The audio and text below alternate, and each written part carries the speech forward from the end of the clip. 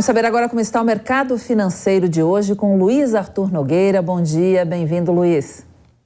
Bom dia, Cláudia Bartel. Bom dia a todos. Muito obrigado a você pelo carinho da sua audiência. Está no ar o mercado financeiro, sempre com as principais notícias da economia, do mundo das finanças. Hoje com dois destaques muito importantes. A inflação oficial do mês de janeiro, medida pelo IPCA, do IBGE, e os dados de varejo do mês de dezembro e, consequentemente, do fechamento do ano, também medidos esses dados pelo IBGE. Vamos começar então com a questão da inflação, porque a inflação vem dominando o noticiário ao longo dos últimos dias, até porque o presidente Lula vem criticando a autonomia do Banco Central, vem criticando a alta de juros e, na verdade, os juros no Brasil são elevados porque a inflação ainda está num patamar complicado. Eu venho dizendo aqui que o Banco Central é um órgão técnico, ele olha as expectativas inflacionárias e decide se tem espaço ou não para cortar juros. Neste momento não tem espaço. É importante a gente entender que a origem do problema inflacionário é uma origem que envolve a pandemia e a guerra da Rússia na Ucrânia, portanto é um problema global, não é exclusivo do Brasil. Claro que aqui no Brasil tem um agravante, que é o rombo das contas públicas. Então o Brasil, no final das contas, acaba tendo juros mais altos do que o restante do mundo, porque a gente tem uma situação fiscal pior do que a média dos principais países do mundo. Então, para resolver o problema no Brasil, para de fato reduzir a inflação e abrir espaço para o Banco Central cortar juros, a gente precisaria enxugar a máquina pública. Só não sei se o governo atual está disposto a fazer isso. O que não adianta é ficar criticando a autonomia do Banco Central, ficar criticando o presidente Roberto Campos Neto, porque ninguém tem prazer em manter os juros altos, nem os diretores do Banco Central.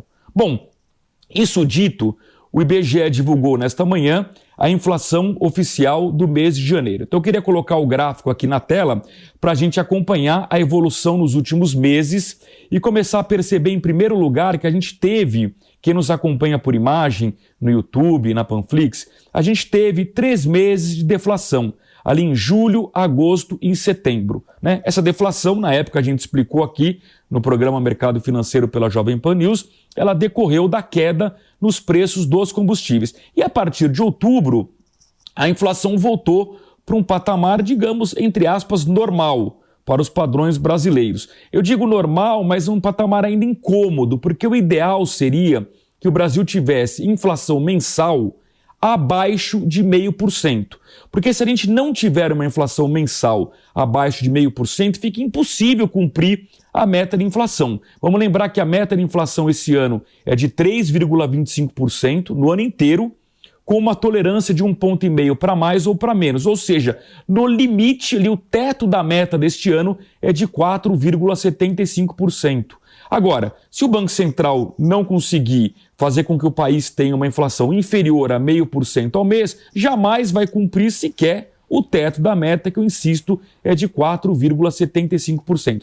No próximo gráfico, no acumulado em 12 meses, isso vai ficar mais claro, porque a gente vai acompanhar que o Brasil, de fato, está melhorando a inflação, sem dúvida nenhuma. Se a gente observar que a gente teve uma inflação muito alta, em abril do ano passado foi o pico de 12,13% naquele período no acumulado em 12 meses, e de abril para cá a inflação claramente veio melhorando.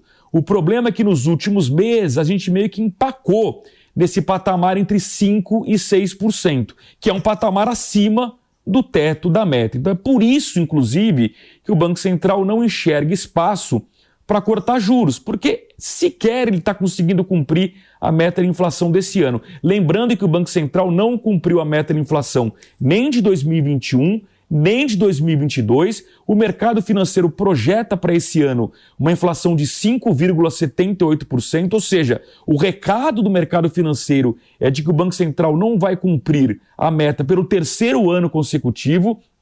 E o que está em jogo agora já é a meta do ano que vem, 2024. Por quê? Porque qualquer alteração que o Banco Central faça agora na taxa de juros, ela demora de 6 a 9 meses para ter um impacto real na economia. Ou seja, o Banco Central já está olhando, na verdade, a meta de inflação de 2024, que é uma meta, inclusive, menor. É uma meta de 3%, com a mesma tolerância de 1,5 ponto para cima ou para baixo, ou seja, no ano que vem o teto da meta é de 4,5%.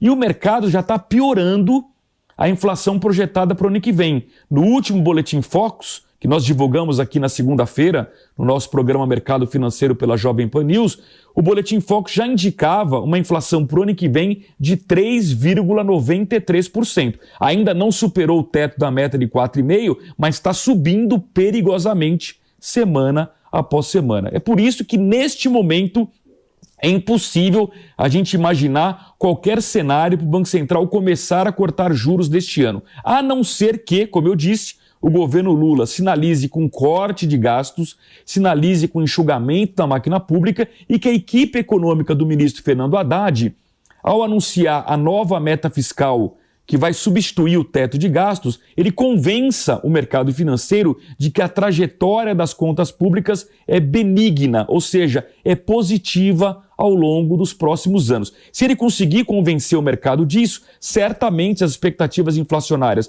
para os próximos anos, essas expectativas vão melhorar e, consequentemente, o Banco Central, que é um órgão técnico, vai ter o bom senso de olhar e perceber que as expectativas estão melhorando e, portanto, dá para começar a cortar juros. Caso contrário, infelizmente, a Selic vai continuar nesse patamar elevado de 13,75% ao ano, queira o presidente Lula ou não. Insisto, ninguém está contente com juros altos, mas é preciso reduzi-los, os juros, com muita responsabilidade. Bom, outro dado importante que saiu hoje pelo IBGE envolve o varejo. Aí é o dado do mês de dezembro. Eu vou colocar aqui o primeiro gráfico no ar, que é o gráfico mensal, e a gente começa a perceber, em primeiro lugar, que o varejo oscilou muito no ano passado. Teve mês positivo, teve mês negativo, e, aliás, o varejo teve um desempenho muito mais fraco do que o do setor de serviços, que foi o grande motor da economia brasileira, né? E o varejo já começa a sofrer com esses juros elevados que eu acabei de comentar quando eu falei da inflação. Principalmente aqueles segmentos do varejo que dependem das vendas a prazo, dependem de financiamentos. Quais são esses setores? Materiais de construção, eletroeletrônicos, materiais de construção, eu já disse, móveis e também vendas de veículos. São itens caros, os chamados bens duráveis, que precisam de financiamento. E aí os juros encarecem esse crédito e fazem com que o consumidor evite contrair esse tipo de financiamento. Claro que a gente teve setores do varejo que tiveram um desempenho melhor no ano passado. Por exemplo, setor de supermercados, setor farmacêutico, as farmácias. Por quê? Porque são itens de valores menores que foram impulsionados, por exemplo, com a elevação do Auxílio Brasil, que hoje se chama de novo Bolsa Família, quando aumentou de R$400 para R$600. Quer dizer, quando você faz um aumento desse de 50% num programa que atinge a baixa renda, você melhora imediatamente a venda nos supermercados de itens básicos, como alimentos e bebidas, e também aumenta a venda de remédios, que também, obviamente, são itens básicos, porque envolvem a saúde das pessoas. No próximo gráfico, a gente vai ver no acumulado de 12 meses e vai perceber o quê? Que nós tivemos, no ano passado, 5 meses no vermelho, em que o varejo estava com retração no acumulado em 12 meses, ali desde maio até o mês de setembro, o varejo acumulava resultado negativo. A partir de outubro foi melhorando um pouquinho,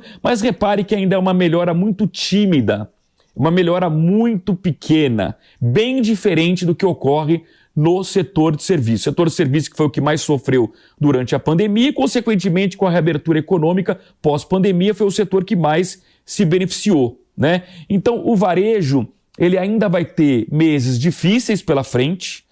O Natal não foi maravilhoso, a Black Friday não foi maravilhosa, por conta, principalmente, como eu disse, essa questão dos juros elevados. Como os juros ainda ficarão elevados ao longo deste ano, não dá para imaginar um varejo fantástico neste ano. Eu diria que a probabilidade maior é do varejo ficar num 0-0, ter um pequeno crescimento ou, eventualmente, uma leve retração, mas não tem como a gente vislumbrar as vendas no comércio bombando neste ano. É um ano de ajuste econômico, é um ano de controle da inflação, é um ano de controle das contas públicas, e se a equipe econômica do governo Lula fizer um bom trabalho, aí sim prepara o Brasil para um crescimento maior no ano que vem. Por tabela, o varejo cresce mais. Lembrando que neste ano a previsão aí é de um crescimento entre 1%, 1,5% da economia como um todo, portanto é um crescimento bem menor do que foi no ano passado, quando o Brasil cresceu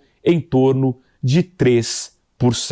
Então está aí um resumo desses dois itens muito importantes, foram divulgados hoje pelo IBGE, a inflação oficial do mês de janeiro, as vendas de varejo do mês de dezembro, o que mostra que o Brasil está desacelerando do ponto de vista econômico, com uma inflação que ainda incomoda, com juros, portanto, ainda altos, e necessariamente a gente vai ter ainda alguns meses difíceis pela frente. Isso, claro, impacta o mercado financeiro, impacta a decisão de investimentos, impacta a renda fixa, que continua muito atraente por conta de juros elevados, e impacta a Bolsa de Valores, que continua muito volátil por conta das dificuldades econômicas e por conta também dos ruídos políticos provocados por esse tipo de declaração como a do presidente Lula contra a independência do Banco Central. É isso, Cláudia Bartel. Nós encerramos por hora o nosso mercado financeiro e voltaremos amanhã ao vivo às 11h15 da manhã. É com você, Cláudia Bartel.